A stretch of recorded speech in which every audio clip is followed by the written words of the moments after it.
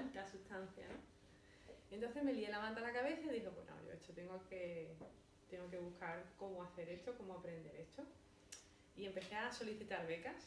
Entonces solicité todas las becas habidas y por haber. No había beca, yo creo que estuviera disponible en toda la provincia de Sevilla que yo no hubiera solicitado. Solicité todo lo solicitable. Una me la dieron y otra no me la dieron, obviamente, pero si no la solicitas seguro que no te la dan. Entonces decidí que quería estudiar en el Reino Unido alguna de las carreras que me permitían aprender sobre el procesamiento del lenguaje natural.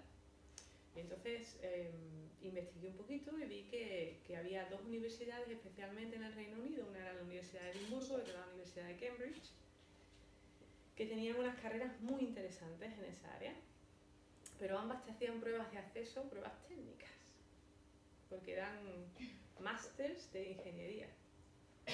Entonces, pues podéis imaginar cómo hago yo una prueba técnica de un máster de ingeniería, sobre todo una entrevista, porque estos son, para que te den las becas, tienes que conseguir que te admita a la universidad. Si te admite a la universidad ya tienes más predisposición, más posibilidad de que te den la beca. Pero para que te admita a la universidad y te apadrine, digamos, alguno de los profesores de allí o de los investigadores de allí, pues tienes que demostrar que eres un buen candidato. Entonces tienes que hacer una entrevista, tienes que mandar tu currículum, tienes que hacer una prueba técnica. Bueno, por lo menos eso era en aquel momento, ¿no? Pero claro, tienes que hacer una prueba técnica sobre algoritmos, programación y ese tipo de cosas. Entonces, en filología no sé si alguno estudia filología, pero esas cosas no se ven. De hecho, no sé si se ven en alguna de las otras carreras que estáis estudiando. Entonces, ¿yo qué hice? Pues yo digo, bueno, el no ya lo tengo, ¿no? Si me dicen que no, pues nada. Entonces, lo que me dediqué fue los 2 o 3 meses siguientes, yo solita, a verme cuáles eran pues las tendencias así más sonadas en ese tipo de carreras y en ese tipo de ramas, y pues aprender qué era el algoritmo de Viterbi, qué eran los modelos de Markov y ese tipo de cosas que la verdad es que sin una base matemática fuerte cuesta un poquito, porque obviamente no la tienes, ¿no? Si no sabes lo que son matrices y vectores, pues se hace complicado el tema, ¿no? Pero no, me lo preparé, hice la entrevista y las dos universidades me aceptaron. Entonces, al final me dieron la beca, me dieron una beca del British Council en la Caixa y decidí irme a la Universidad de Edimburgo. ¿Conocéis Edimburgo alguno?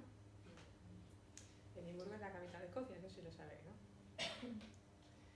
Bueno, Edimburgo es una ciudad preciosa con varias universidades y la Universidad de Edimburgo en sí misma es una de las mejores universidades en Europa para todo el tema de la ciencia cognitiva del lenguaje natural.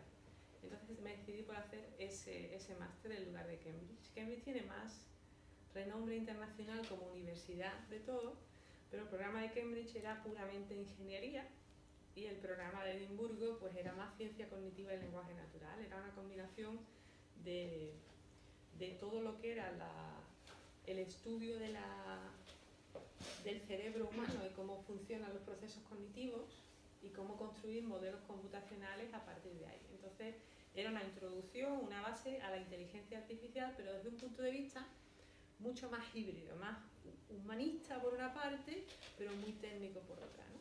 Entonces me decidí a irme a Edimburgo y estando allí, pues trabajé por lo que no os podéis imaginar, porque claro, de mis compañeros era la única que venía de una carrera de letras. Entonces todos mis compañeros eran de ciencias, eran técnicos, eran o de matemáticas o de computación o alguna carrera técnica. Entonces pues obviamente yo tenía que trabajar un poquito más porque había conceptos que yo no manejaba, ¿no? Pero al final hice mi máster, pero no me quedé ahí porque digo, un máster se me queda pequeño, yo quiero hacer un doctorado.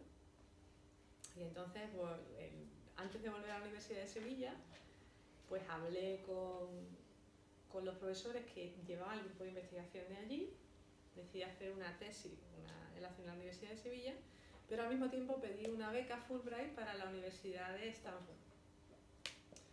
Y entonces conseguí la beca Fulbright, que también es un proceso interesante. Si alguno está interesado en pedir una beca Fulbright, pues también os puedo dar un poquito de consejo por ahí. Y me fui a Stanford justo después de Edimburgo de hecho no terminé en Edimburgo y ya tenía que estar en Stanford, porque en Edimburgo terminas, en septiembre terminas lo que es el proceso, o sea, las clases y demás, pero tú la tesis de máster la presentas en diciembre. Pero el programa de Stanford empezaba en septiembre.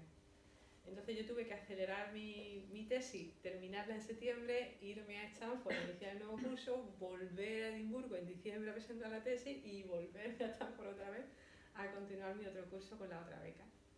Entonces veis que la vida se complica un poco, pero al final si alguien quiere, pues puede, ¿no? Aunque no tengas la probabilidad no esté siempre a favor tuyo. Yo tenía unas notas razonables, pero no tenía las mejores notas del universo, honestamente. Cuando yo fui a hacer las entrevistas, sobre todo para las becas Fulbright, en aquel momento había menos becas de las que hay ahora. Entonces, en el año en el que yo me fui, había 7 becas para miles de estudiantes en todas las carreras. Entonces, todos competíamos contra todos. Tú competías contra alguien que quisiera hacer música, arquitectura, derecho, lo que quisieras hacer, daba igual, eran 7 becas y competías todos contra todos. Y era todo pues a partir de tu currículum, a partir de una nota mínima, digamos, pero no era única y exclusivamente el que tuviera la más alta. Pero cuando yo llegué allí a las entrevistas de la Fulbright, recuerdo perfectamente que nos habían preseleccionado a 2.500 estudiantes. Preseleccionado a 2.500, ¿no? Os podéis imaginar el nivel de competición. Y cuando te sientas allí, estás además esperando porque te dan 20 minutos para hacer la entrevista, 20 minutos o 25, no recuerdo. Y entonces estás allí el día que te toca, porque eran obviamente varios días, en el comité que te toca, y o sea, empiezas a hablar con los compañeros que están allí a ver qué vienen, ¿no? Y bueno, todos tenían pues unos currículums espectaculares, ¿no? De hecho, cuando empiezas a hablar con los que están alrededor, te empiezas a hacer así más pequeñito y empiezas a decir, bueno, tengo oportunidades yo aquí de hacer algo, porque en realidad te ves abrumado, digamos, por tanta calidad, porque la gente que estaba allí era buenísima, ¿no? Pero bueno, yo os digo que mi actitud es muy, bueno, el no ya lo tengo, ¿no? ¿Qué tengo que perder? Estoy aquí, he venido desde Edimburgo a hacer la entrevista, estuve aquí tirada en Madrid 2 días, porque la entrevista era en Madrid, a ver qué se puede hacer. Y la verdad es que tengo una anécdota muy simpática, porque os la cuento, no sé si os interesa, pero yo la voy a contar igual.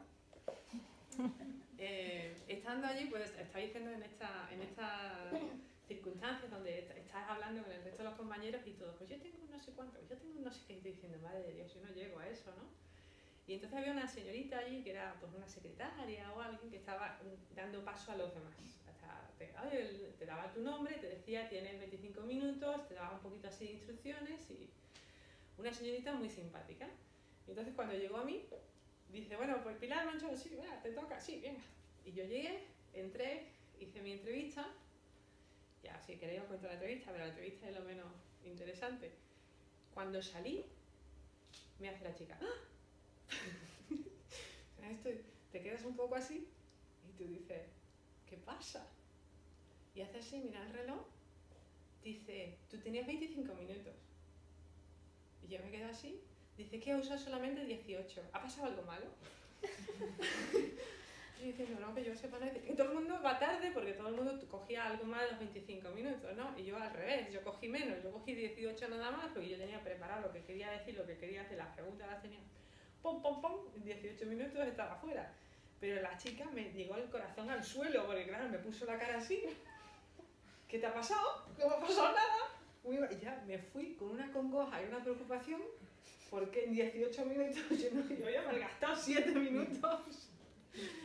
Pero al final, de hecho, cuando me dieron la beca, me mandaron una carta, estaba yo en Edimburgo y recibí mi carta y me dieron la beca, obviamente estaba súper contenta, y luego en eso conoces al comité y hablas con ellos en otros términos, ¿no? Te dicen un poco qué es lo que les hizo decidirse a darte la beca a ti y no a uno de los otros 2.493 que había allí, ¿no? Y precisamente el hecho de que yo no intenté expandir mucho más de lo que tenía, yo tenía muy claro lo que iba a hacer, fue un punto a mi favor. Dijeron, no, es que todo el mundo cogía un montón de tiempo y tú llegaste, pum, pum, pum, dijiste lo que fue y dices, yo ya he terminado. ¿Alguna pregunta más? Y cogí y me fui. Y yo él no tenía más preguntas, yo tampoco, ¿para qué le íbamos a gastar más tiempo, ¿no? Entonces a ellos ese tipo de determinación pues les pareció interesante, ¿no? Entonces, y me comentaron también que había una pregunta del temario, porque tú las preguntas no las sabes. Tú te preparas un poco, qué es lo que quieres hacer, tienes una noción, digamos, de que te van a preguntar qué es lo que quieres hacer y por qué quieres hacerlo, y por qué te van ellos a financiar cuando hay tanta gente que quiere hacerlo, por qué eres tú diferente, ¿no? ¿Qué vas a hacer con esos conocimientos? Y en mi caso, la pregunta que me hicieron fue algo así como, bueno, ¿y si no te damos la beca, qué vas a hacer? ¿O qué opción alternativa tienes, ¿no? Como diciendo, y si no te mandamos a Estados Unidos como tú quieres, ¿a qué otra universidad te vas a hacer o qué otro programa vas a hacer? Y entonces yo me quedé un poco así perpleja y digo, no, a ver, yo voy a Estados Unidos, ustedes me pueden dar la beca o me darán otra beca o ya me buscaré yo las habichuelas, pero yo a Estados Unidos voy. Esto no es una cuestión de si voy o no, es una cuestión de si ustedes van a pagar. Entonces, pues dijeron, pues sí, esta chica va, más vale que la ayudemos. Era un poco así como, yo no les di opción a decir, no, yo no tengo un plan alternativo, ustedes que no han entendido que yo voy ahí, yo ya he hablado en estas universidades y aunque no tengan dinero, pues ya habrá otra forma de encontrarlo. Entonces yo tenía ese objetivo fijo. Y así llegué a Stanford. Stanford es una universidad fantástica, habréis escuchado muchas cosas, supongo.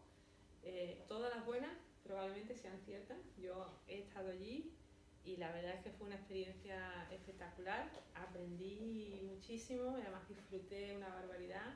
El currículum es intensísimo, o sea, trabajas una auténtica barbaridad allí, pero también aprendes muchísimo y te codeas pues, con gente súper brillante, súper inteligente y muy competitiva. Es un sitio extremadamente competitivo, ¿no? Entonces pues pasé mi año allí y resulta que me hicieron una startup que había allí, pues vino a reclutar gente y me ofrecieron pues irme a trabajar con ellos a Florida. Entonces la beca Fulbright te ofrece la opción de si vas bien en ese año y tus profesores te recomiendan eso, pues te puedes renovar otra vez.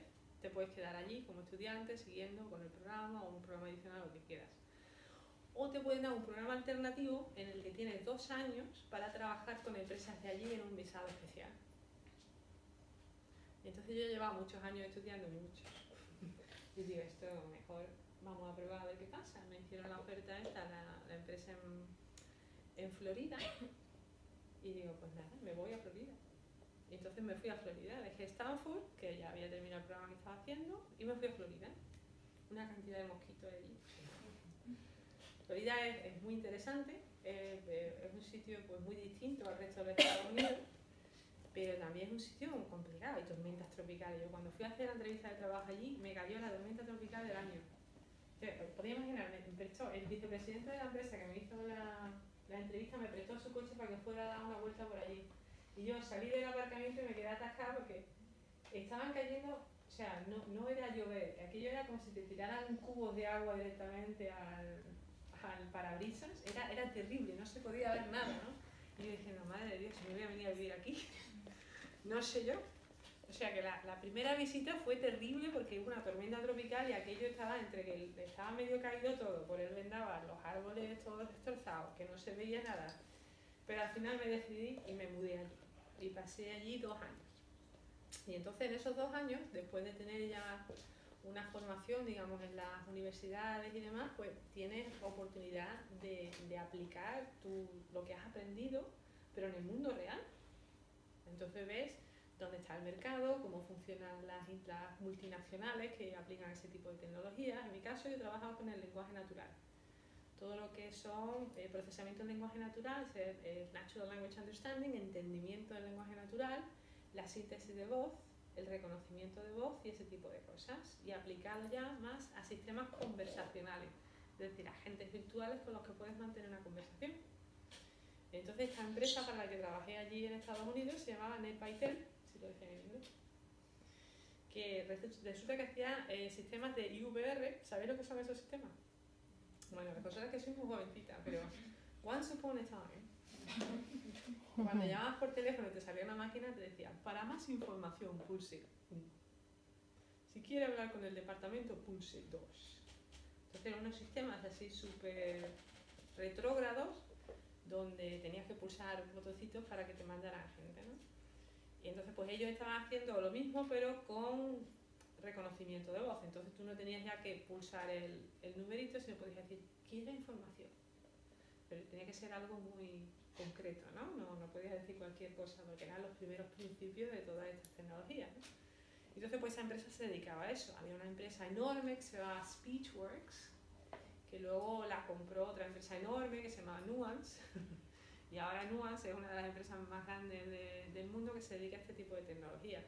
Pero en aquel momento, aquello fue un paso importantísimo para mí. ¿Por qué? Porque me dio oportunidad de ver cómo eran las herramientas y el estado del arte de este tipo de tecnologías en el mundo real, no ya en el mundo académico donde haces una investigación y te dice pues esto funciona de esta manera y haces experimentos, sino esto es el mundo real, donde tienes miles o cientos de miles de usuarios que están llamando y que tienen unas necesidades y que si tú no haces un diseño apropiado o no planeas las cosas bien, pues el sistema falla. Entonces es aprender mucho más sobre la base de lo que ya sabes a nivel teórico, ¿no? Y ahí pues pasé 2 años, como os decía, y me decidí volver a la Universidad de Sevilla a terminar mi doctorado. Entonces ya había unas circunstancias de un visado, pero me dieron una cosa que se llama un waiver, en el que me dejaban quedarme allí en la empresa esta, pero yo decidí que quería terminar el doctorado, volver a Sevilla y luego ya pues veríamos qué hacíamos, ¿no? Entonces mi director de tesis, Gabriel Amores, me invitó a participar con él, a trabajar con él en proyectos europeos. Entonces era el director del grupo de investigación de inteligencia computacional de la Universidad de Sevilla y había conseguido pues un proyecto europeo que se llamaba Siridus, creo recordar, dentro del 6º programa marco. ¿Sabéis lo que son los programas marcos? Por eso es la Unión Europea.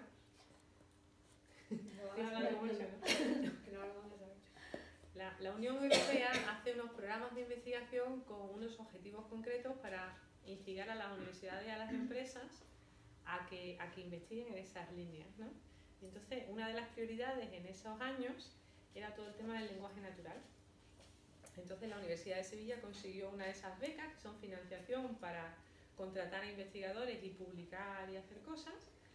Y Gabriel Amores pues, me contrató a mí con una de esas becas. Entonces, yo me puse a trabajar para la Universidad de Sevilla como investigadora y al mismo tiempo pues, terminar ya, que estaba bien ya, mi tesis de doctorado, ¿no? Que iba arrastrándola por todo el mundo, pero no le dedicaba suficiente tiempo. Y entonces, pues habiendo yo ya visto cómo funcionaban las empresas, cómo funcionan las grandes empresas, el estado del arte, las herramientas que tenían, el nivel de rendimiento y todo lo demás, cuando nosotros hicimos nuestro propio sistema y conseguimos una valoración de 5 sobre 5 a nivel europeo, yo digo, y aquí esto está mucho mejor que lo que están vendiendo esta gente allí en Estados Unidos. Entonces, claro, eso ya me dio un contexto. Esto no es solamente un nivel teórico, si yo consigo montar esto, escalarlo y convertirlo en un producto, funciona mucho mejor y tiene mucha más capacidad que la única empresa esta con la que yo he estado trabajando en Estados Unidos. Y ahí pues surgió la idea de montar mi propia empresa.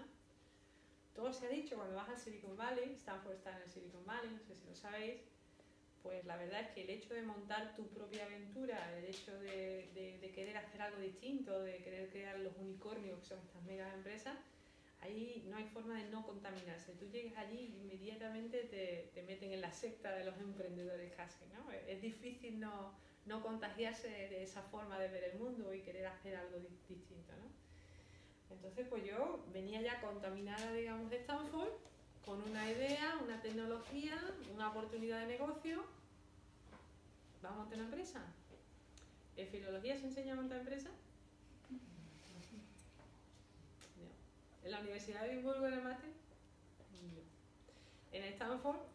Bueno, en muchos sitios allí sí, pero en Stanford específicamente el programa que yo estaba haciendo, que era de lingüística computacional, como que no.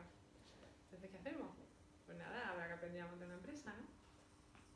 Otra vez parte desde cero y dices, bueno, pues vamos a ver cómo se come esto.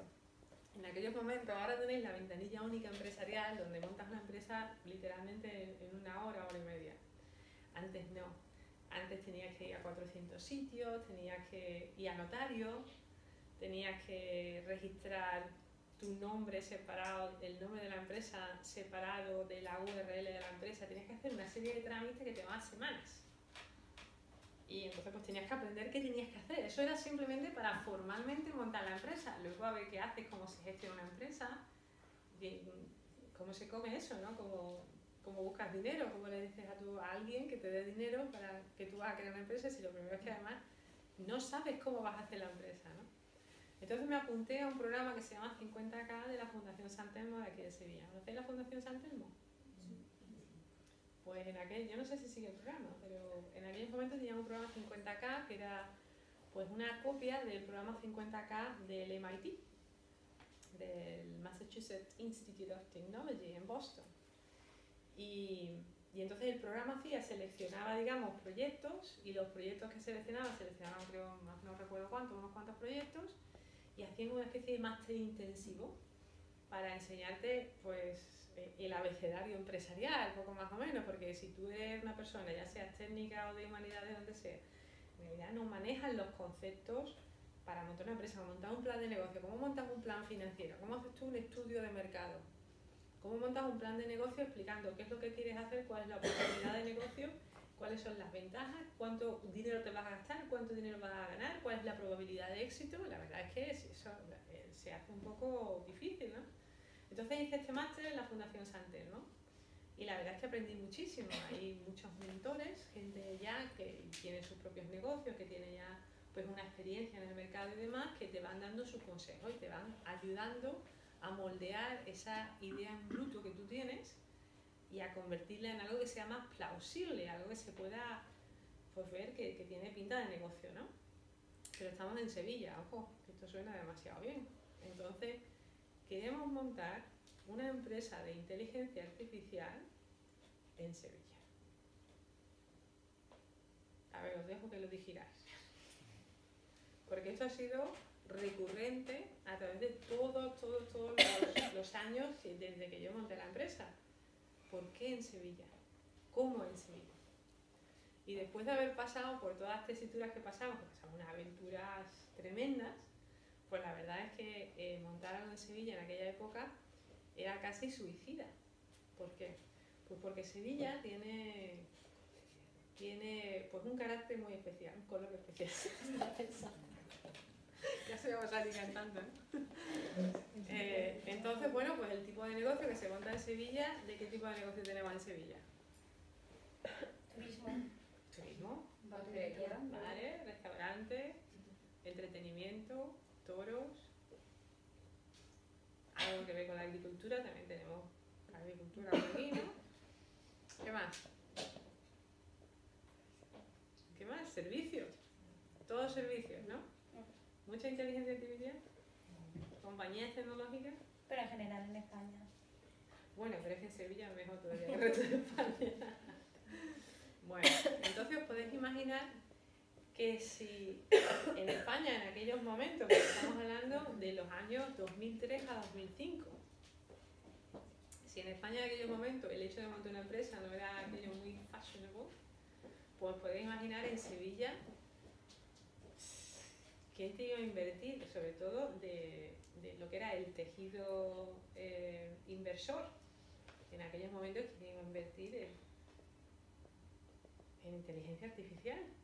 Yo no podéis imaginar las de cosas que yo escuché cuando iba a hacer el pitch, que se llama, ¿no? Cuando tú tienes una idea de negocio y te dan, pues a lo mejor 30 segundos, 1 minuto, 5 minutos, 15 minutos, depende de con quién hables, te dan una oportunidad pequeñita para que tú hagas, en el tiempo que te den, le cuentes la historia y si les parece interesante, pues a lo mejor te escuchan un poquito más, ¿no? Entonces aprendes a optimizar el tiempo y a contarles lo que ellos necesitan saber para que te quieran escuchar. Eso es el arte del pitch. Entonces yo aquí hice pitches que no os podéis imaginar. Aquel que me escuchara, que me dejara hablarle, yo le hacía el pitch. ¿Por qué? Pues porque tú no sabes dónde va a salir la oportunidad de negocio y además cada vez que tú haces tu pitch, cada vez que tú haces tu discurso, lo vas puliendo, vas entendiendo, vas aprendiendo a leer a la persona que está delante, vas aprendiendo pues un poquito a ver qué tipo de información tienes que dar y cómo la tienes que dar para que tenga más efecto. Entonces cada vez que lo haces una práctica más, y en la práctica pues hace el arte, ¿no? Entonces al final tienes que convencer a alguien de que tu proyecto es mucho más interesante que el de todos los demás que quieren montar un proyecto y que te van a dejar su dinero para que tú hagas algo y luego pues tenga algún retorno de inversión, ¿no? No todo el mundo quiere darte su dinero así, es difícil que la gente te dé dinero, la verdad, no sé, algún día lo intentaréis, pero no van con la cartera en la mano para darte el dinero. Es difícil que saquen la cartera, ¿no? Y entonces pues en Sevilla pasó lo que pasó, que vamos a montar una empresa de inteligencia artificial, liderada por una filóloga, y además una mujer, que eso también, no se decía en voz alta, pero por lo bajín se decía. Era muy obvio que era una mujer y además de filología, pues nada, pero quedaba muy bien porque era muy políticamente correcto. Entonces cada vez que nos invitaban a un concurso, ganamos no sé cuántos concursos, cada vez que nos invitaban a un concurso, pues el proyecto tenía así pues mucho atractivo, ¿no? Un proyecto de inteligencia artificial que vamos a hacer agentes virtuales inteligentes aquí en Sevilla. Algunos nos preguntaban si iban a tener acento andaluz. Es posible. Entonces pues tenía mucho, sí, tenía una especie de atractivo, ¿no? Entonces ganamos todos los concursos habidos y por haber en los que nos presentamos. Y eso se tradujo en cero inversión. ¿Os parece lógico? Pues así era el tejido inversor en Sevilla en aquellos momentos. ¿Por qué? Pues porque quedaba muy bien hacerse la foto y darle premios a este proyecto singular, pero luego a la hora de poner las pesetas, pues lo sé, ¿no? Pues se ponían cosas más seguras, más tangibles. Un ingeniero que salga y haga esto, pues tiene más probabilidad, ¿no? O un bar, un restaurante, o algo, ¿no? Y al final, pues nada, no conseguimos. Durante 2 años, haciendo todos los pitches estos que os he contado y ganando concursos de la tele y todo, tengo vídeos de concursos de la tele en VHS, que no sabéis si sabéis lo que son. En VHS. De concursos de la tele y demás, y al final 2 años, cero inversión. En uno de los concursos de la tele, ¿qué pasó? Pues que uno de los premios era muy gracioso. El concurso se llamaba Generación 21, con Manuel Campo Vidal, en Canal Sur. ¿Tú te acuerdas? Tú eres mayor que él. Con Manuel Campo Vidal. Y entonces uno de los premios era una PDA, en aquel momento, cuando todavía no existía el iPhone, una PDA. Otro de los premios era un coche. Entonces, para hacer la inteligencia artificial me dieron una camioneta de reparto, que todavía la tengo, ¿eh? Y otro de los premios era hacer un curso intensivo sobre entrepreneurship en el MIT, que era eso lo que ha leído ella antes, ¿no? Entonces, bueno, pues como gané el concurso, me mandaron al MIT a hacer, pues eso, un curso allí de emprendedurismo. Y en una semana en el MIT teníamos $1 millón en la mesa. 2 años y medio en Sevilla, una semana en Estados Unidos. Entonces, es que eso sirva de comparación de a qué velocidad se mueven los proyectos cuando tienes un tejido empresarial que apoya, arriesga y abre puertas. Nos costó una semana estando allí. Y ojo, que aquello no es llegar y tú llegas, te abres, te tiras la alfombra roja y tú llegas, venga, toma dinero, venga, toma dinero. Hombre, no.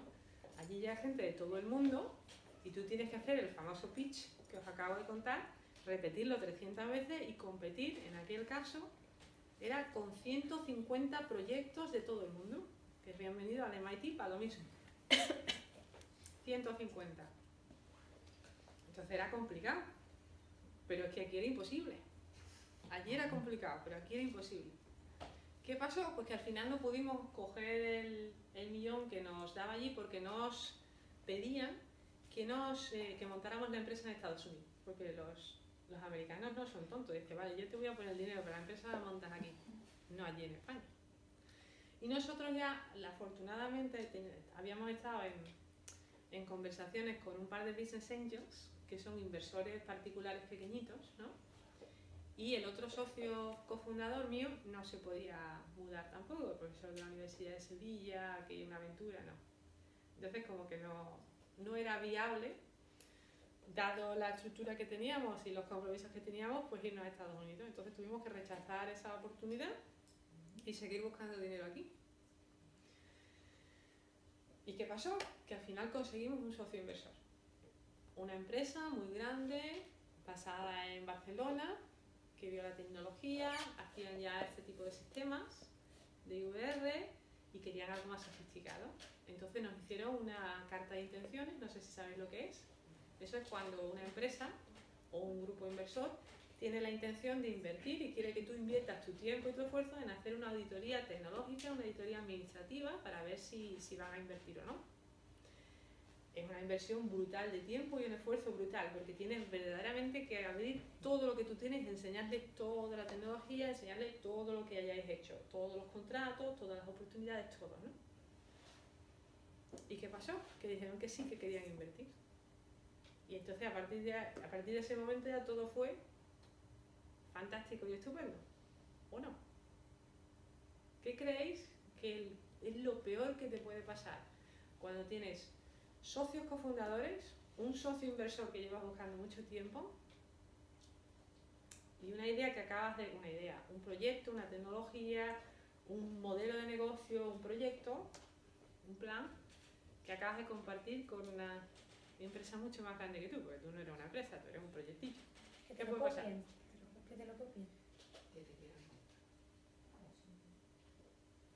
O que uno de tus socios hable con ellos a tus espaldas, le diga que no te necesitan, se lleve la tecnología y monte el negocio con ellos.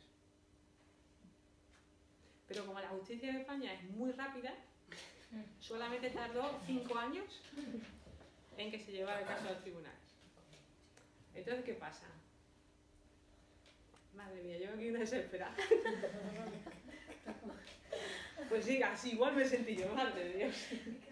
Llevamos 2 años aquí, 2 años y medio, buscando todo esto, haciendo todos estos pitch del demonio, como yo decía. Y ahora que tenemos el inversor, uno de los tipos estos, que además era mentor y amigo personal del otro socio, pues se dio a la fuga con la propiedad intelectual de la Universidad de Sevilla, además, y nos dejó sin inversor, con una propiedad intelectual en cuestión, porque bueno, tú antes le decías a los inversores, esto es único, esto es especial, lo hemos hecho de esta manera, le dices, esto es único, pero ellos lo han robado, tengo una copia, es especial, pero este tiene una copia. Entonces como que el argumento se diluye un poco, queda un poco descafeinado, ¿no? Y además le hemos metido una demanda, que todos los inversores cuando te escuchan que tú tienes la propiedad intelectual de algo que te la han robado y tú además te estás poniendo una demanda, pues dices, eso tiene que ser un proyecto interesantísimo. Vamos a invertir, vamos a arriesgar nuestro dinero para tenerlo enredado en una guerra de 10 años. Obviamente el atractivo de tu proyecto, si ya era difícil en aquel momento, pues imaginaros después de eso, si era casi imposible ya, ¿no? Era un momento de estos que dices tiro la toalla, abandono, lo dejamos, hacemos otra cosa, ¿no? Pero no, yo que os decía antes, el no ya lo tengo, ¿no? ¿Qué puede pasar? Que el otro socio salga díscolo también, ¿no? Afortunadamente no. Afortunadamente el otro socio era una persona fantástica y muy decente y no hizo nada por el estilo. Entonces seguimos empujando, seguimos intentando sacar el proyecto adelante y de buenas a primeras, o sea, una de estas cosas que Gaby, llevas buscando socios tanto tiempo. Y entonces yo había hecho mi plan financiero, yo no tengo un MBA, aprendí a hacer el plan financiero en uno de los seminarios estos y con el 50K y todo eso. Pero claro, tú dices, voy a hacer algo a ver que esté sólido. Entonces se lo mandamos a un amigo de mi socio, que es profesor de empresariales en la Universidad de Sevilla. Oye, échale un ojo a esto, a ver qué tal, si tiene sentido, a ver si está bien hecho o no. Oye, y le gustó tanto que dice, yo quiero ser socio inversor. Tú mandas tu plan de negocio, o sea, una persona para que lo revise, que te haga el favor y te dé su opinión, y resulta que se convierte en tu business angel. Pero no solamente eso, sino que habló con otro profesor y amigo suyo que también quería ser business angel. Y entonces, pues ni corte ni perezoso, con un poquito de dinero de los business angels, pusimos en marcha el negocio. ¿Y qué pasó? Que yo me había casado y estaba embarazada de 3 meses. Les di una alegría. Os podéis imaginar, cerramos la ronda de inversión del capital semilla, que creo que fueron 60.000 euros, una cosa así. Y acto siguiente yo me quedé embarazada. Y todos contentísimos. Todos hombres. Y todos haciendo, enhorabuena. Y todos pensando por dentro, ¿y ahora qué? ¿Ahora qué va a pasar? Pues nada, yo tuve a mi hijo. Tuve un hijo tecnológico y uno biológico en paralelo, no os lo recomiendo. Priorizar uno u otro, pero los dos al mismo tiempo es como un poco lío, ¿no? Y fue muy interesante. Entonces yo tengo una foto fantástica que recuerdo con mucho cariño, estando embarazada de 8 meses y medio en un foro de inversión, que claro, con 60.000 euros arrancas, pero con eso no llegas a la meta. Entonces tienes que seguir haciendo tu pitch famoso. Entonces yo que iba, pues, mi barriga creciendo. Y tengo una foto aquí que se hizo uno de los foros de inversión nacionales para las empresas como nosotros, y yo tenía un barrigón así de 8 meses y medio, pues pidiendo dinero para el proyecto. Y la gente reacciona de una manera extraña cuando tú tienes un barrigón tan grande. Es interesante, estábamos en uno de los, no recuerdo dónde era la sala, pero era una sala de esta semicircular donde tienes unas 300 personas y tú estás en un escenario más pequeño, y entonces pues tienes 10 minutos para presentar tu empresa, ¿no? Y entonces pues van saliendo gente, normalmente gente muy joven, súper dinámica, muy a la americana, que sale al escenario, cuentan su historia de una manera muy, sí, muy atractiva, ¿no? Porque bueno, ya te lo vas currando, ya vas aprendiendo cómo hacer las cosas, ¿no? Y entonces pues ahí compites con todos los demás. Y ahora llego yo, me mover. Ya os podéis imaginar. Y mi postura además, haciendo, equilibrando el peso de la barriga. ¿Vale? Y la gente mirando, además, ves el lenguaje corporal, ¿no? Es muy gracioso. Están todos así, y ves la gente así como mirando diciendo, esta va a la luz ya. Entonces, obviamente, pues cada uno, todo el mundo tenía su línea de entrada, sí, súper impactante. Nosotros vamos a cambiar el mundo con no sé cuánto. Nosotros vamos a hacer esto con 3 duros. Y yo llego y dice, no voy a dar a luz ahora, no se preocupen ustedes. Ya la gente se relaja. Ahora vamos a hablar del negocio. Pero bueno, son anécdotas que os cuento, pero son parte, digamos, sobre todo porque estoy viendo que hay muchas mujeres, somos todas mujeres, ¿no? Todas, sí. Entonces, bueno, cuando esa pregunta sale, ¿se puede? Se puede. Se puede. Hay muchos sacrificios, hay muchas historias, hay muchas anécdotas, hay muchas situaciones, pero al final se hace de todo, ¿no? Entonces, pues yo hice mi pitch, no conseguimos levantar dinero, sorprendentemente, pero nos pasó otra cosa. Os dije que esto era 8 meses y medio, ¿no? Bueno, pues afortunadamente yo sí que tuve a mi hijo. De hecho, las circunstancias eran que mi hijo no estaba creciendo más rápido de lo que mi pelvis permitía, y entonces pues tuvo que ser un parto pues como programado, ¿no? El médico dijo, el niño nace o lo sacamos, pero como siga creciendo, malo, el niño salió cabezón. Yo tengo un niño chupachú, más guapo, pero muy guapo. Pero chupachú, salió interesante el niño, muy inteligente. Entonces pues yo tenía programado el jueves, el 10 de noviembre, no se me olvida obviamente, que iban a hacer mi hijo. Entonces el 9 de noviembre, un miércoles por la noche, estaba yo en la empresa cerrando las últimas cosas, como hace una buena CEO de la empresa, ¿no? Está haciendo allí, dejando de a la gente, dicho, oye, lo que tenéis que hacer, que yo mañana no puedo, mañana estoy ocupada. Entonces estábamos a las 8:30 de la noche y suena el teléfono además de la empresa, una cosa rarísima. Y entonces, pues surgió una oportunidad. ¿Qué pasó? En España hay, digamos, unos proyectos, unos megaproyectos que son de consorcios de empresas donde se unen muchas de las grandes empresas españolas con millones y millones de inversión. El gobierno financia parte de esos proyectos y luego hay una serie de empresas pequeñitas pues muy especializadas en cosas concretas que se unen a esos proyectos. Entonces, para las grandes es una inversión, para nosotros es una oportunidad del copón, porque en realidad la cantidad de dinero que íbamos a recibir para hacer ese tipo de cosas pues era una cosa que para nosotros, pues ya os podéis imaginar, si hemos estado pasando hambre todos estos años que os he estado contando, ahora de momento surge una oportunidad de trabajar con empresas de tipo Boeing, de ese orden de magnitud, en un proyecto concreto. Entonces llama Pilar, porque resulta que una de estas empresas se ha caído, una de las empresas pequeñitas con las que iban a montar el consorcio se había caído, no podían, algo les había pasado y necesitamos urgentemente saber si te quieres unir al proyecto. Estamos todos, los 25 miembros, estamos al teléfono. 25 miembros del consorcio. Podéis imaginar, allí por sorpresa, tú sin saberlo, a alguien se le ocurrió que nosotros teníamos el tipo de expertise que yo necesitaba y ahí había que tomar una decisión en el momento.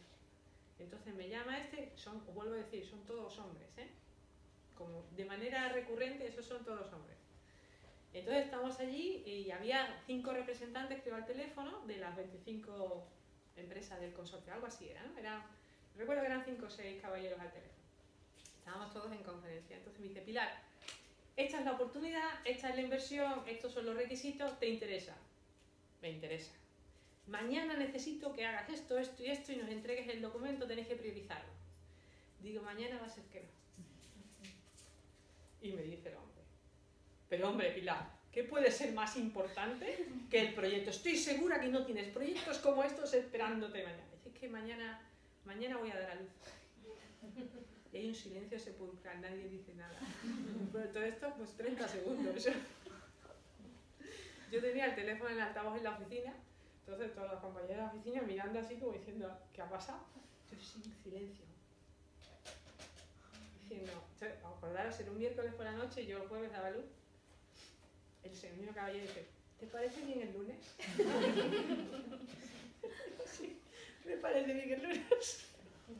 Entonces me dieron esos 4 días para parir, pero el proyecto tenía que estar el lunes. Entonces otro tipo de anécdota que os anticipo que puede ocurrir en vuestras vidas, ¿no? Este tipo de percances de ser mujer, de tener hijos y esas cosas, que suele pasar de vez en cuando. Y entonces pues nada, al final salió el proyecto adelante, conseguimos sacar todo esto, conseguimos clientes internacionales, conseguimos clientes nacionales, conseguimos contratar con el Corte Inglés, con BBVA, con Mafre, todos clientes grandes, ¿verdad? Todos en unos proyectos súper enormes. Esto era el 2009. ¿Qué pasa en el 2009? La crisis. ¿Y qué pasa en España en los proyectos de innovación cuando hay una crisis financiera? Entonces el 2009, que era nuestro gran año porque habíamos firmado un montón de proyectos con los grandes dijeron, ¿sabes qué? Cancelamos el proyecto. ¿Por qué? Porque hay crisis. ¿Ahora qué? ¿Cerramos el chiringuito? Porque ahora ya hemos llegado a un tamaño de 18 personas que tienen familias, que tienen un sueldo, que tienen que comer, que tienen que vivir. Y si no tienes proyectos, ¿qué haces? Pues no cerramos el chiringuito. ¿Qué dijimos? ¿Yo qué sé hacer bien? Pues investigación, becas europeas, pedimos otra vez todas las becas que había de investigación. Yo no sé los proyectos que hicimos, préstamos, hicimos de todo. Y al final conseguimos durante los 2 años siguientes, con todo ese dinero, esa inversión, los préstamos y no sé qué, sacar la empresa adelante. En el 2010 salimos a lo bestia al extranjero. ¿Por qué? ¿Por qué digo a lo bestia? Cuando tú tienes una empresa, tú planeas tu plan de internacionalización. Entonces yo en ese momento, ¿qué hice? Pues hice un máster de internacionalización de empresas con la EOI.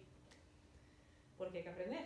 Como el moto de lo que yo estoy diciendo aquí es, cuando no lo sabes, pues ¿qué haces? Pues lo aprendes y lo haces, ¿no? No hay otra. Entonces, pues yo no sabía hacer esto de internacionalización, entonces ¿qué hice? Pues me fui a hacer un máster con la EOI de internacionalización de empresas. Pero ¿qué pasa? Que para eso necesitas recursos. Recursos significa dinero. Y en España, hundiéndose en la crisis, en una empresa que está viviendo de becas, como que no.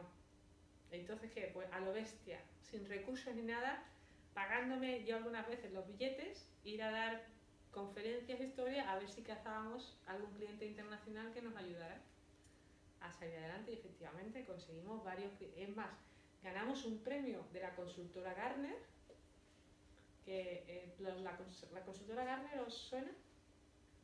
Consultora Gartner es como una consultora mega enorme del mundo mundial, donde se valoran, digamos, las tendencias tecnológicas del mundo, ¿no?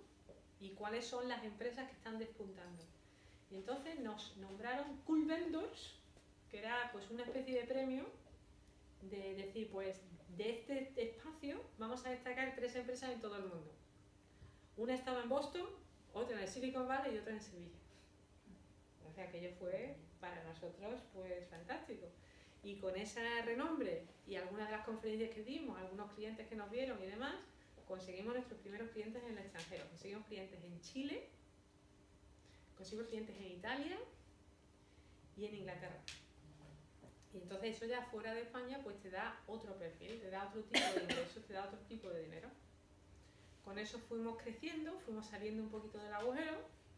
La realidad es que lo estábamos pasando fatal porque no había forma de salir de la crisis. Pero os cuento el detalle.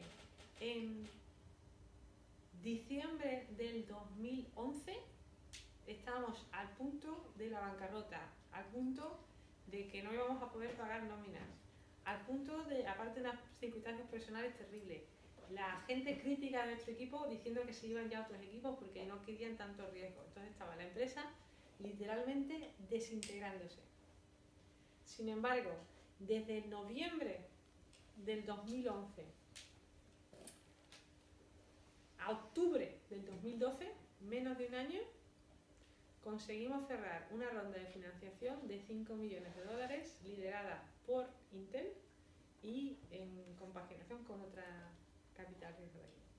Entonces, en 11 meses fuimos capaces de darle la vuelta a la tortilla, revalorizar la empresa, conseguir clientes, es más, conseguir que una empresa como Intel se fijara en nosotros y nos diera 5 millones de dólares, que se dice pronto. ¿No? 11 meses. Es un embarazo de un elefante. Creo yo, ¿no? Algo así. Y entonces, pues en octubre del 2012 cerramos la ronda de financiación, empezamos a salir para buscar, para ya expandirnos internacionalmente y montar una sede en el Silicon Valley. En enero del 2013, Intel nos dice que nos quiere comprar. Y en junio del 2013, Intel nos compra. Entonces, pues tuvimos una exit con éxito, en el que, bueno, se pagó bastante bien, todos nuestros inversores ganaron bastante dinero, todos los socios pues salimos bastante bien parados. Intel montó una empresa, una división de su empresa aquí en nuestras oficinas de aquí de Sevilla. Fue la primera empresa que Intel compró en España, la primera empresa en la que invirtió y que luego compró en España. Y yo, pues, parte de la oferta, digamos, reclamaba que yo me mudara al Silicon Valley, al headquarters, al cuartel general, digamos, de Intel, a gestionar el equipo de allí y el de aquí. Y eso fue cuando yo me fui ya a Silicon Valley, hace 5 años, me mudé allí con mi niño, porque además estoy divorciada, soy madre soltera. Entonces, pues eso también fue una aventura. Firmamos el día 28 de junio del 2013. Y el 30 de junio del 2013 tenía que estar yo ya en el Silicon Valley. Eso de mudarse transoceánicamente en un día y medio es complicado, sobre todo si tienes un niño. Pero se hizo. Entonces, pues el día, ya te digo, en 36 horas estaba yo ya mudada a California, Estados Unidos. Y desde ahí pues ha sido mi trayectoria. Pasé 3 años con Intel, otra vez en una fase de aprendizaje brutal, porque os habéis fijado que yo he estado trabajando en empresas pequeñitas, ¿no? Bueno, pues Intel, 120.000 personas. Entonces pasa de una empresa de 20 y tantas personas a una empresa de 120.000 personas a nivel global, donde además los equipos están distribuidos por todo el mundo. Estás hablando con gente en Japón, en Israel, en China, en la India, estás por todos sitios, ¿no? Y el tipo de responsabilidad que tienes es distinto. La América corporativa además es muy distinta de la forma de trabajar en España. Es otra cultura muy distinta, ¿no? Entonces pues tienes que aprender a trabajar en esa cultura, tienes que aprender a entender cómo funciona la política corporativa dentro de eso y tienes que aprender muchas cosas porque ¿Intel qué hace? ¿Sabéis qué es Intel, no? ¿Qué hace Intel? No sé qué es. ¿Tú no sabes qué es? Cuando ves un ordenador te pone Intel Inside, y dices pum pum pum, Intel, microprocesadores. Vale. Lo que viene dentro del ordenador te pone normalmente, si no es un Apple, te pone una etiquetita que pone Intel. Pues eso, Intel es una de las empresas más grandes del mundo de microprocesadores. Eso que es hardware, ¿no? Que también se estudia en filología. ¿Quién me iba a decir a mí que yo iba a estudiar filología y me iba a estar trabajando de directiva en una empresa de hardware? ¿Qué pasa? Que yo de hardware, todavía software, pues mira, ya llevaba unos años aprendiendo software y ahora te aprendes. Pues ¿qué pasa? Que yo aprendí a hacer todo el tema de la programación mía, pero claro, montando la empresa resulta que tienes que hacerlo todo en la nube. ¿Ahora qué pasa? Que tienes que aprender el tema de la nube, cómo funciona todo, cómo hacer esto. Pero es que ahora esto es Intel, esto es todo microprocesadores, hardware. ¿Cómo se come eso? Pues nada, aprendí otra vez. Me tiré 3 años escuchando acrónimos, porque esto de Intel les encantan los acrónimos. Para todo tienen acrónimos.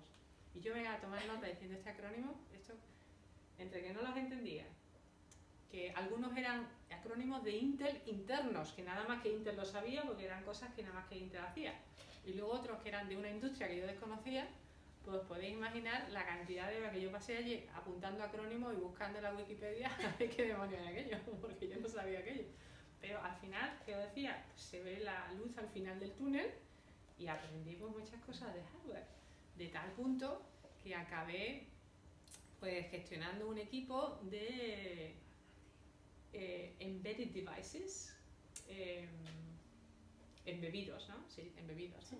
Embebidos. O sea, es decir, cuando estábamos hablando de la empresa que yo tenía, al principio estábamos hablando de tener cosas en la nube, donde todo estaba en sistema distribuido. Ahora resulta que tienes microprocesadores en wearables, en relojes, en gafas, en cosas, que tiene que estar todo pues ahí metido en un microprocesador, ¿no? Entonces, pues una forma muy distinta de programar y de hacer cosas, ¿no? Entonces aprendí muchísimo sobre todo ese tipo de cosas. Y después de 3 años en Intel, pues vino Amazon y me dice, ¿por qué no te vienes a trabajar con nosotros? Y digo, vale. Y entonces pues me fui a trabajar para Amazon. Entonces, hablamos de empresa pequeña a empresa más grande, ¿no? O sea, 20 y tantas personas. Intel, 120.000. Amazon, 780.000. Pues sí, experiencia muy interesante. ¿Habéis escuchado hablar de Amazon? Sí. Pues sí, entonces estuve trabajando con Amazon durante aproximadamente 2 años. La primera parte de mi trabajo allí estaba trabajando en Amazon.com, que es la parte que conocéis todos, la parte de la tienda, la parte donde se hacen cosas muy interesantes para algoritmos y esas cosas, para ver qué queréis comprar, ese tipo de cosas. Y luego pues acabé trabajando para AWS. ¿Sabéis lo que es AWS? Amazon Web Services. Entonces Amazon tiene como 3 patas muy grandes. Una es Amazon.com, otra es AWS, que está en la parte de la nube. Es decir, cuando tú quieres montar algo en la nube, normalmente contratas pues AWS, que tiene una infraestructura muy flexible para que tú puedas desarrollar tu proyecto sin tener que crear tu propia infraestructura en la nube. Y luego tiene la otra parte de dispositivos y inteligencia artificial, Alexa. ¿Alexa la conocéis? ¿Echo Alexa? Esa es la otra pata. Entonces yo estaba trabajando en AWS. ¿Por qué? Porque AWS tiene toda la parte de inteligencia artificial y la infraestructura de la nube y está creando una red de herramientas y servicios que te permite construir tu propia Alexa. Y ese era pues mi trabajo como directora de ciencia cognitiva, de interfaces cognitivos en AWS, en Amazon. Y aprendí muchísimo. ¿Por qué? Porque he llegado a un entorno donde yo sabía cosas de la nube, pero no a ese orden de magnitud. Yo sabía usar lo que yo necesitaba, no sabía dar el servicio y montar, ni cómo funcionaba aquello, ni la cantidad de servicios que había a tu disposición, ni cómo se... Pero bueno, ¿qué pasa? Pues se aprende, ¿no?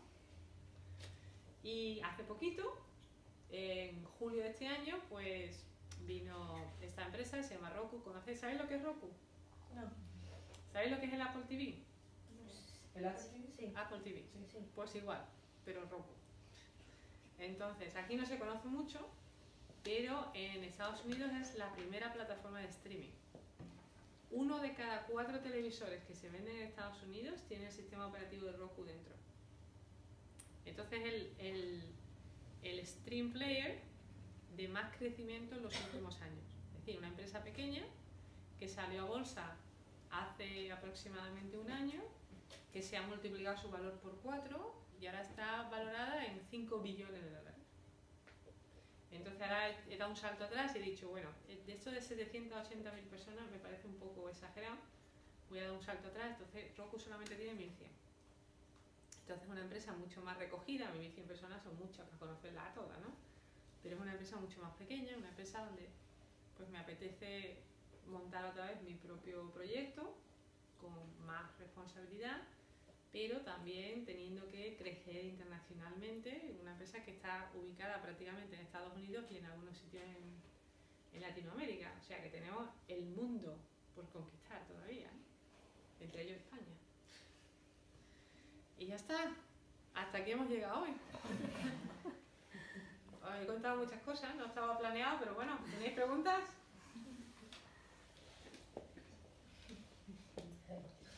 ¿Con qué os habéis quedado? Porque yo he repetido muchas veces y no sabía eso, entonces ¿qué se hace? Se aprende, ¿no? Cada día. En cada una de las aventuras y de las oportunidades que tengáis, nunca os dejéis acharar, os dejéis intimidar porque no sabéis algo. Porque la mayoría de los hombres no funciona así. De hecho, lo digo de una manera totalmente sincera. En el mundo de la alta tecnología, el 90 y muchos % de la gente es hombre. Entonces, aunque las cosas van mejorando con cierta lentitud, la realidad es que a día de hoy todavía sigue habiendo pues mucha discriminación y todavía sigue habiendo pues mucho prejuicio. Entonces, como mujer, ¿cómo puedo decir que mi experiencia? Mi experiencia es que para que a ti te den la misma oportunidad que un hombre, normalmente tienes que demostrar 3 veces que tienes la capacidad de hacerlo. El hombre tiene que tener el potencial, tú tienes que tener la experiencia de haberlo hecho 3 o 4 veces. Es así. Muchas veces, yo además hago muchísimas entrevistas de trabajo, contrato muchos hombres y muchas mujeres, y es curioso, pero observas patrones de conducta, ¿no? Cuando yo busco gente que está muy especializada en el tema de inteligencia artificial, ¿no? Necesito gente con experiencia, gente que ya es senior, ¿no? Gente que cuesta mucho trabajo encontrar y gente además muy cara, es decir, que hay que pagarle mucho dinero. Cuando se presentan muchos hombres, algunos están especializados, otros no. Otros vienen, tienen experiencia en campos análogos, pero no tienen experiencia en eso. Pero eso les intimida, no. Yo estoy aquí, aprendo esto en 6 meses, estoy yo ya al cabo de la calle. Y luego te encuentras muchas mujeres que vienen, bueno, yo es que solamente llevo haciendo esto 2 años, igual no te estoy capacitada. Y tú dices, o sea, este tío lo ha leído y ha dicho, soy capaz de hacerlo, y esta señora que lleva aquí trabajando, lleva ya trabajando en esto 2 años, no se ve capacitada como para un puesto senior. Entonces no cometáis ese error, porque entonces os estáis posicionando por detrás de cuál es vuestra capacidad y de vuestro potencial, ¿no? ¿Qué más? Hemos aprendido, no se tienen hijos biológicos y virtuales al mismo tiempo. Es otra lección de vida, ¿no? Si vas a dar a luz tienes 4 días.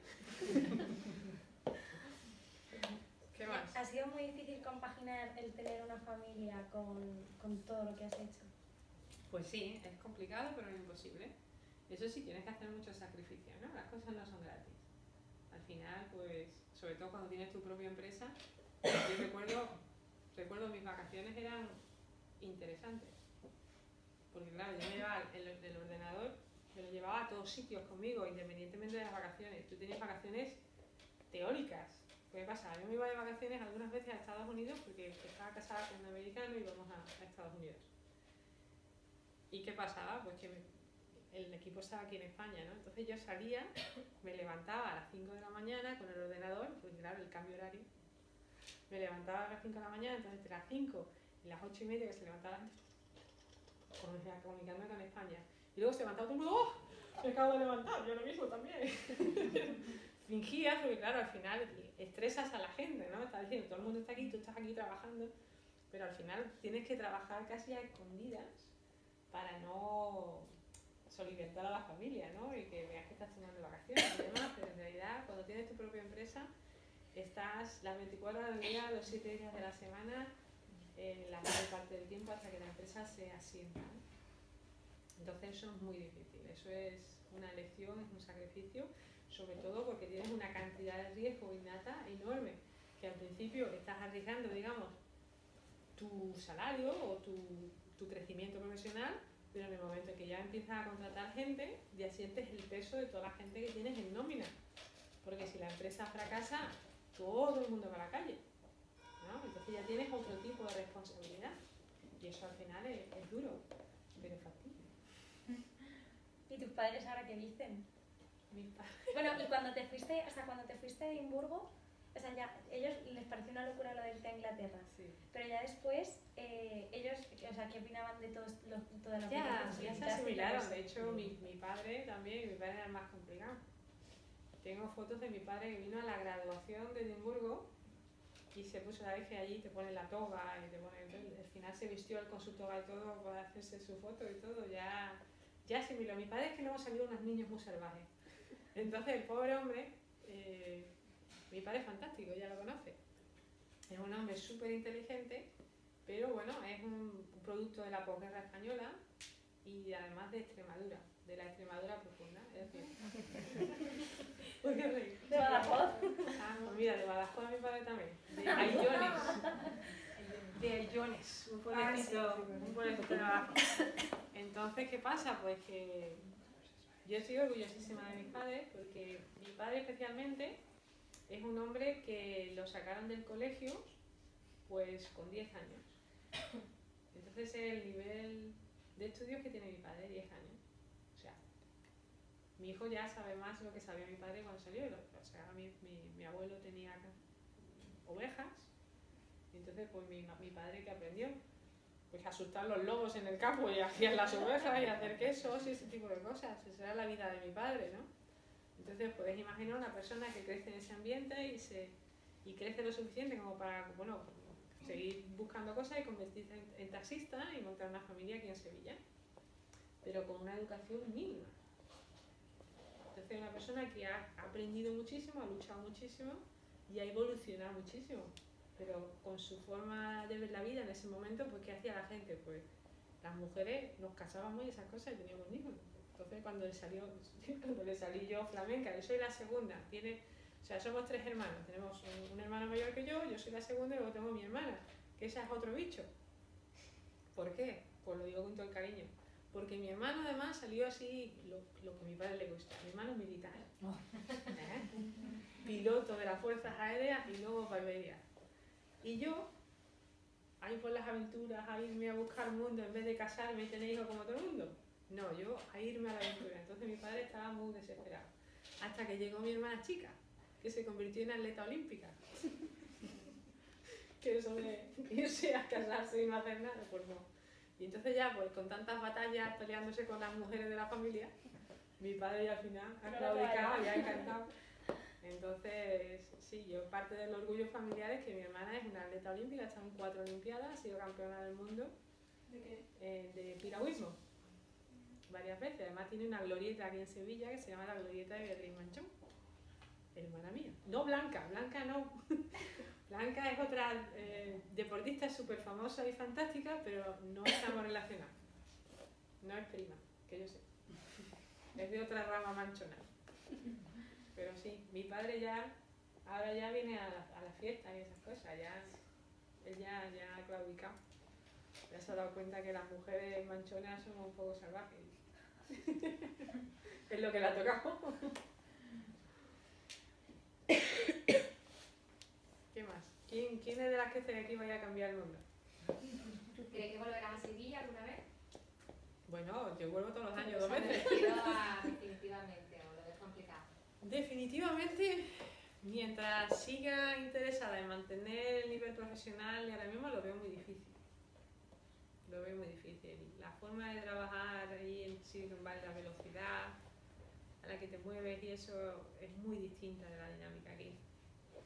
Aquí se mueven las cosas de otra manera. Aquí se vive la vida de otra manera. Se entienden las cosas de otra manera. A mí me encanta volver. Echo mucho de menos el jamón. Allí en Estados Unidos no saben esas cosas. El jamón, ¿no? Te lo llevas en vasal vacío. En la maleta, me sigue de contrabando. Sí, pero como te pillen son 2.000 pavos.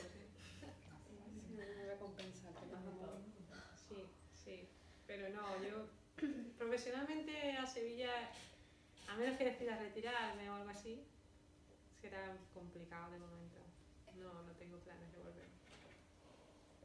¿Y tu hijo cómo volvió a, o sea, como al irse a Estados Unidos, pudo adaptarse a toda esa nueva forma de vida y eso fácilmente? ¿O?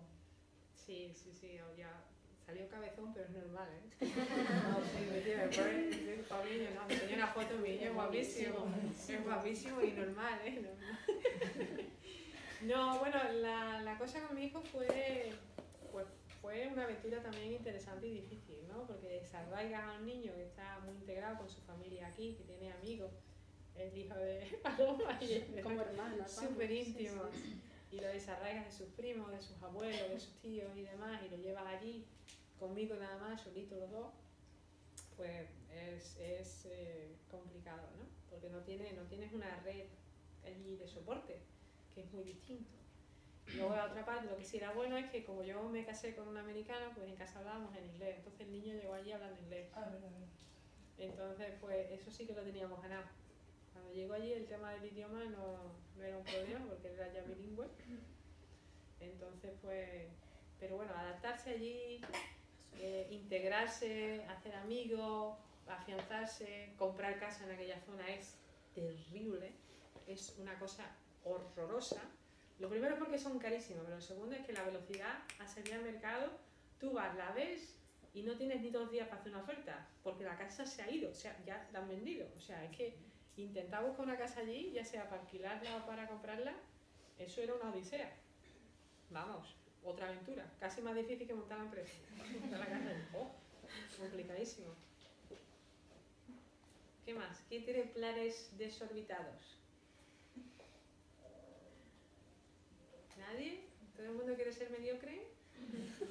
¿Quién quiere ser mediocre? ¿Quién no quiere ser mediocre? Yo. Hombre, por lo menos vaya. O sea, yo tengo mi meta clara. A mí me encantaría ser diplomática. Ah, bueno. Entonces, por ahora es lo que tengo claro, pero o sea, no descarto hacer cualquier otra cosa. Lo que pasa es que ahora veo eso y además he tenido experiencia porque mi tío era agregado de defensa en París y yo he visto lo que él hacía y me encanta. Entonces es como una meta que yo ahora mismo tengo, pero luego no sé si es que lo que te depare la vida, porque vamos a ti.